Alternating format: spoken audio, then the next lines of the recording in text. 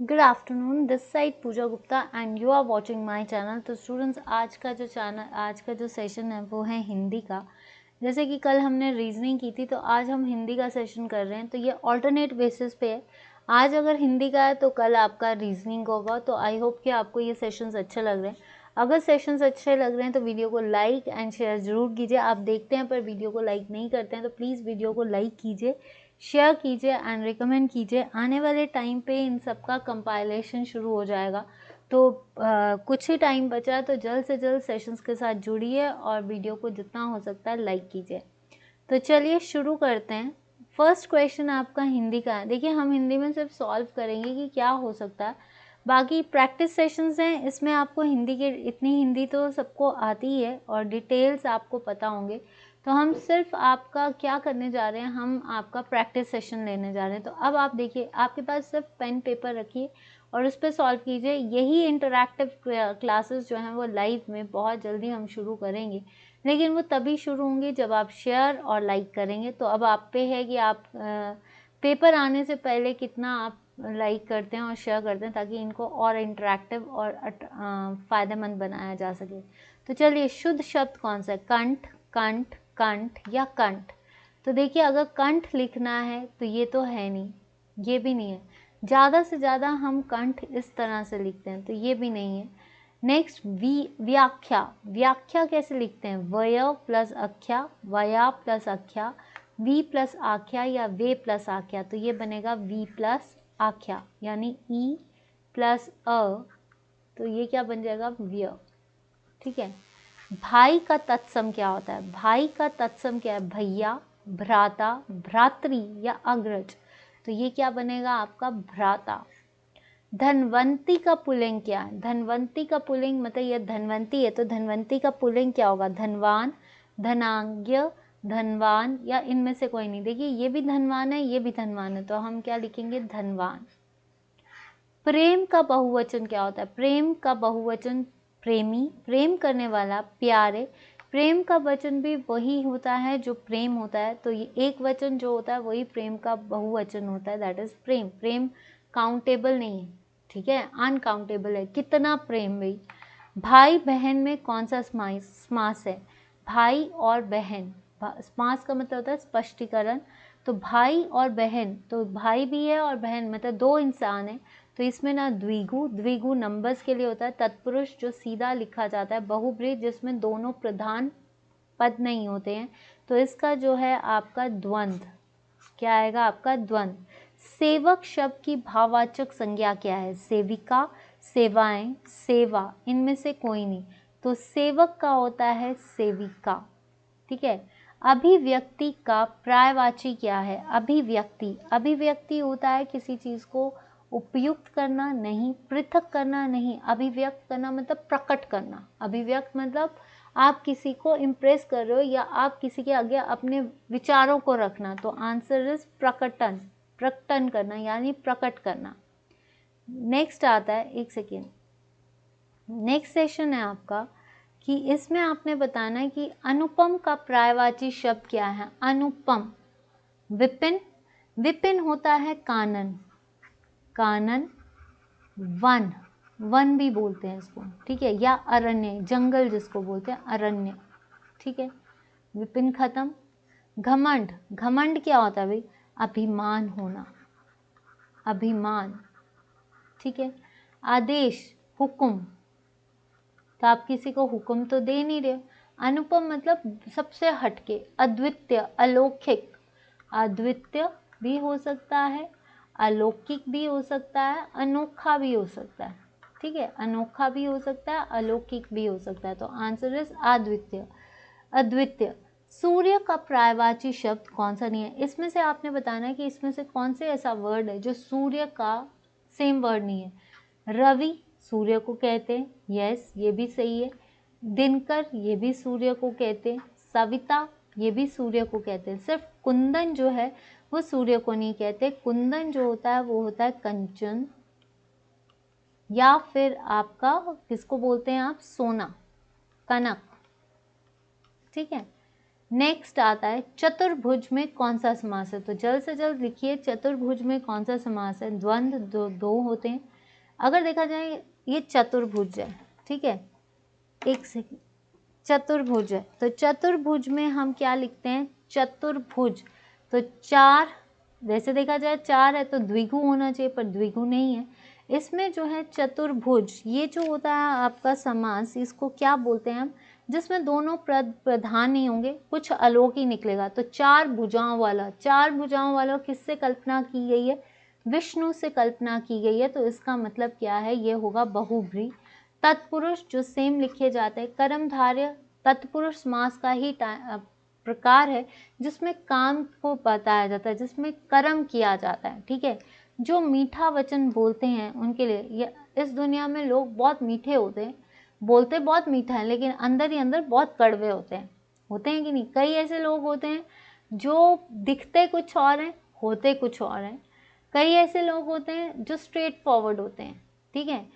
कई होते हैं जो पीठ के पीछे बोलते हैं। तो सबसे बड़ी चीज़ है, पर मीठा बोलते हैं, सामने इतना मीठा बोलेंगे कि ऐसे 2 मिनट लगता है कि ये बंदा सही बोल रहा है, बट अंदर ही अंदर उतने ही काले होते हैं। जो बोलते हैं ना मुंहफट, जिनको मुंहफट बोला जाता है, वो ये होते हैं कि मुंहफट होते हैं, जैसे दिखते हैं वैसे ही बोलते हैं, ठीक है। अक्खड़ होते हैं, सब कुछ होता है। तो आजकल की दुनिया में मुंहफट का बोलबाला नहीं है। आजकल की दुनिया में किसका बोलबाला है, मीठा बोलने वालों का, और जिनके दिल होते हैं कड़वे। तो अब आप देखिए कि आपका दिल कौन सा है, जो मीठा बोलते हैं, मुमुक्षु। मुमुक्षु होता है मोक्ष प्राप्त करने वाला, मोक्ष प्राप्त करने वाला। मुमुर्ष क्या होते हैं, दैट इज मरने की इच्छा रखने वाले। हम में से कई लोग होंगे जो हमेशा मरना ही चाहते होंगे, मुमुर्ष, ठीक है। मिष्ट भाषी या मित भाषी, मित भाषी होता है कम बोलने वाला, जो बहुत कम बोलता है, ठीक है। तो अब आप में से कितने लोग हैं जो मित भाषी हैं और कितने लोग हैं जो मीठा बोलते हैं। तो आंसर इज मिष्ट भाषी। जैसे कोयल होती है ना, कोयल बोलती बहुत मीठी है, पर बड़ी वो होती है, चालाक होती है कि अपने अंडों को कौवे के उसमें डाल देती है। तो वैसे ही मिष्ट, उसकी आवाज़ तो अच्छी है बट काम उसका अच्छा नहीं है। तो कई चीज़ें ऐसी भी होती हैं, नहीं, पर हर लोग ऐसे नहीं होते हैं, पर फिर भी, ठीक है। जस्ट एग्जाम्पल दे रही हूँ, आपका थोड़ा सा ध्यान भटका रही हूँ, I am so sorry for that. But ये है कि थोड़ा सा इंटरेस्टिंग कर लेते हैं, आपको याद रहेगा। शुद्ध शब्द लक्ष्मण, लक्ष्मण, लक्ष्मण, लक्ष्मण। तो लक्ष्मण कैसे लिखते हैं, वही इस तरह से लिखते हैं। अब यहाँ पे है आपका सावधान, ठीक है। सावधान कैसे लिखते हैं, साव प्लस धान, स प्लस अवधान, सा प्लस वधान, सा प्लस वधान। तो ये क्या बना, स प्लस अवधान, स plus Avdhan is called as सावधान। तो आंसर इज बी। आंसर क्या होगा इसका, बी। यहाँ तक क्लियर है भाई सबको। नेक्स्ट देखते हैं आपका सोना शब्द का प्रत्यय शब्द क्या बनता है। अगर हम सोना शब्द का प्रत्यय बनाएं तो क्या होता है। आपके पास पेन एंड पेपर तो है, आप पेन एंड पेपर पे लिखिए और अपने आप को खुद चेक कीजिए, आपको कितना आता है आप वो चेक कीजिए। और दूसरा, फिर आपको ये पता चल जाएगा कि आपका कितना सही गया। आप हिंदी में कितने, मतलब कुछ भी आ जाए आप कैसे करोगे। हर एक नंबर हर एक क्वेश्चन के लिए इम्पॉर्टेंट होता है। कोई भी सेशन, अगर आप बोलो कि मेरा हिस्ट्री अच्छा है, मेरा इंग्लिश अच्छा है, लेकिन मेरा ये अच्छा नहीं है, तो उसका कोई फ़ायदा नहीं है। हर एक सेशन इक्वल इम्पॉर्टेंस रखता है। सोना शब्द का प्रत्यय सोप नहीं, सुनार, सुनाई या सुनवाई। सुनवाई तो होगी नहीं, सुनाई। सोनार, सोना शब्द का प्रत्यय क्या बनता है, सोना कौन देखता है, सुनार देखते हैं। तो आंसर इज सुनार। निर्भय कौन सा समास है, निर्भय जो है वो आपका कौन सा समास है। अव्ययी भाव, द्वंद्व तो है नहीं, तत्पुरुष भी नहीं है। अब निर्भय है तो इसका मतलब सेम निकल रहा है, इसमें पद प्रधान है लेकिन इसमें तो है नहीं। तो आंसर इज अव्ययी भाव। आंसर इज अव्ययी भाव। विस्मय बोधक शब्द हैं। विस्मय बोधक होता है जिसमें फीलिंग्स निकलती हैं, जिसको इंग्लिश में बोलते हैं एक्सक्लामेटरी। एक्सक्लामेटरी यानी जिसमें हमारी फीलिंग्स निकलती हैं, इमोशंस। यहाँ तो सर्वनाम है। तक प्रपोजिशन, कभी, ये भी सर्वनाम है। आंसर इज अरे, अरे वाह, ओह, ये सारे विस्मय हैं जिसमें फीलिंग्स को शो हो रहा है, ठीक है। क्रिया विशेषण क्या है? क्रिया विशेषण होता है जो वर्ड्स क्रिया को की इम्पोर्टेंस को बताता है, क्रिया की इम्पोर्टेंस, ठीक है। क्रिया की इम्पोर्टेंस को बताने के लिए क्या बोलते हैं, इंग्लिश में बोलते हैं उसको एडवर्ब्स, ठीक है। तो अब क्या है, आगे मन से या तथा, तथा तो होगा नहीं, या भी नहीं होगा। क्रिया विशेषण में आगे मन से, अगर कोई भी काम करना है, कुछ भी कर रहे हो, क्रिया क्या है, आगे मन से या फिर ये, तो क्रिया विशेषण में हमेशा क्या आएगा, मन से। रूढ़ी शब्द, रूढ़ी शब्द वो शब्द होते हैं जिनको अगर हम तोड़ें तो उसका कोई अर्थ नहीं निकलेगा, मतलब कोई भी ऐसा वर्ड जिसको तोड़ने, यौगिक होता है जो जोड़ के बनता है, तो उसका कोई और अर्थ निकलेगा। लेकिन मान लो कोई ऐसा वर्ड है जिसको हम तोड़ दें, लेकिन उन दोनों वर्ड्स का कोई मतलब ही नहीं है। जैसे मान लो आपका बेल, बेल को तोड़ दो तो बे प्लस एल, बेल, बे भी अलग हो गया, ल भी अलग हो गया, तो कोई मतलब नहीं निकला। तो वैसे ही रूढ़ी शब्द जिनको तोड़ दिया जाता है, और जिन ऐसे शब्द जिनको तोड़ने से कोई मतलब ना निकले, दैट इज कॉल्ड रूढ़ी शब्द। यौगिक जिनको जोड़ के कोई नया अर्थ निकले। तो रूढ़ी शब्द जो होते हैं वो क्या होते हैं, नायक नहीं, सड़क, अधन नहीं, चक्रपाणी नहीं, सड़ प्लस अक, दैट इज कॉल्ड सड़क, ठीक है।